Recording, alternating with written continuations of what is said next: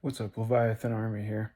Hey, so after seeing quite a few videos here of recent of people who are undergoing and dealing with a lot of situations that I personally went through with my first Triumph buy, I'm seeing their frustration too.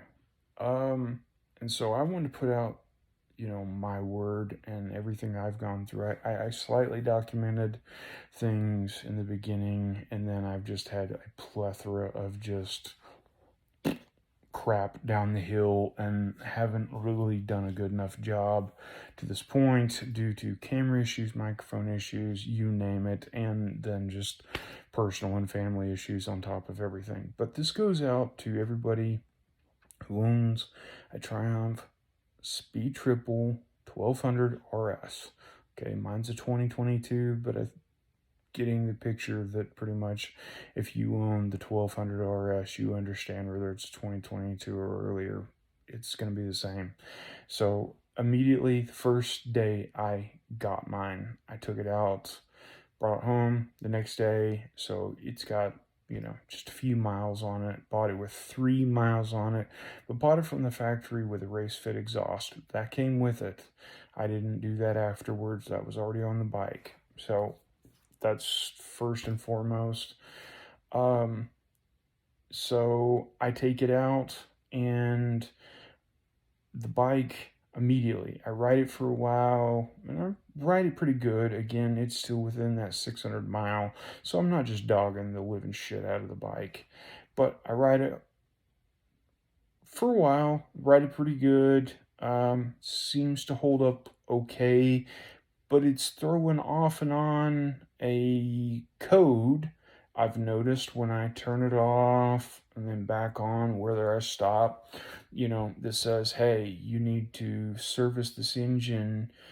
You're past the 600-mile mark and the motor needs to be serviced. Well, the motor hadn't even gotten 100 miles at that point. The other thing was the first gas pump that bike met, I couldn't fill up. Now, thankfully, I always keep gas in my backpacks, and so I pull over and I'm sitting there trying to fidget with, and I've done a video, I'm trying every little funky thing to try to get it to open that electronics, which, by the way, is a horrible design. Still, it's a horrible design. The electronic little flip switch to get into the tank. Now, mine has since altered how it opens after going to the dealership, getting new updates and everything to where it operates now. I mean, I can be going down the road, just barely kill it, cruising, and I can just flip up the lid. Whereas before I was told, hey, there's a special procedure. You have to be completely stopped, wait till all lights on the display go black. Then at that point you can pop it. Well, no, that's not true. And it didn't really sound right, but I was going ahead. This is my first Triumph, maybe whatever. No, you can be going down as long as you have the fob, like pretty much any other bike. It's there. It recognizes it. You pull over, bike off, on, whatever. Man, I can just sit there, pop the top, pour fuel in the tank. So that's the first issue. That wouldn't really, and I've got a video out. Disregard that. That was bad advice because after being fixed, that wasn't the problem. The problem was the bike and the tuning. Whatever software they were running. That's an issue. But now I can pop that thing and get into the tank easily, and it's not hard. So then, secondly, first two is one, it throwing a code saying that I need to service the bike when I didn't. Bike didn't even have 100 miles, and it's saying service it now for your first service. You're getting close to 600, or you're over 600 miles. No, I wasn't. Then the other one, I couldn't get into the fuel tank. So I took those in. It took over a month. Got the bike back. Then I dealt with the bike for a short period of time, and then all of a sudden, the bike decides the fob, it's not going to recognize the fob. But it's still, by the way, and I've got video of this on my GoPros and even my iPhone, that I'd be driving along, try to start the bike, it'd still throw the weird service code, which it shouldn't. And then the other thing is that it would also I went up for a fast food morning breakfast, got there, turned my bike off so I could hear what they were saying, got it, and then I tried to start the bike, wouldn't do anything. The display wouldn't come on, nothing, just crapped out. Raspberry City. So I walk the bike up on foot, Fred Flintstone style, sit there, 20 minutes, I'm sitting there trying to turn the fob on, off, playing with the dials. Then I take and I'm like, well, last resort, and I lay the fob on the front of the bike, which, by the way, you can do either just in front of the bike on the actual dash, or you can do it on the side of the bike, as a lot of people know. There are two places, not just one. And it did finally turn over, got it home, but then I tried it again, and this time that didn't even work. The computer system was saying, no matter what you do, you're wrong. I'm not going to cooperate. So even by placing that up there at that point, and I tried changing out the batteries in the fob. I even tried taking the battery cables off the battery and putting them back on. A whole statute of things. Even looked, pulled the tank, looked under to see if maybe something got disconnected. Nothing.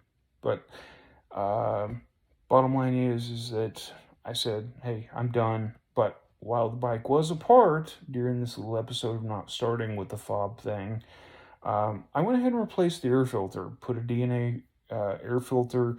You can go back, find that video. I gotta tell you, totally reinvents the bike. You want to talk about a bike that will just nose stand after nose stand. I don't care what gear you're in. It is a beast. That 1200 with that race fit exhaust and a DNA air filter, it's a monster, man. I mean, if I one gear just open wrist that thing, the last time I did it, it was sliding, just tail fish in the rear, and I was trying to do a wheelie at the same time. Interesting combination. Then tried to scrub in the tires, but every time, even at 170 miles an hour, that bike had so much power and torque that in sixth gear, when I tried to just max wrist it at 160 going on 170 miles an hour, it's still trying to nose lift that sucker. Now I'm one who takes traction control off, and I also pull, all the restrictions off because that's just the way I ride. I'm kind of old school that way. So yeah, it can be a monster of a bike and a hell of a lot of fun.